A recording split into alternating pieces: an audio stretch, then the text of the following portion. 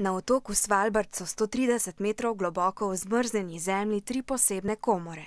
V njih hranijo kar 750 tisoč različnih vrst semen iz 100 držav sveta. Tam so na varnem, ker je banka semen zgrajena globoko v ledeni gori, je ne bi uničili poplave, suša, uničujoč potres in celo napad z atomsko bombo. Semen v tej banki ne more uničiti niti čas. V tej naravni skrinji namreč semena, ki so jih prej delno posušili, počakajo tudi do 200 let.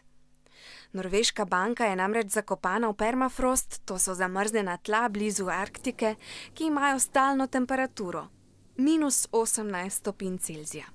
Znanstveniki redno nadzorujejo kaljivost, to je zmožnost semena, da vzklije.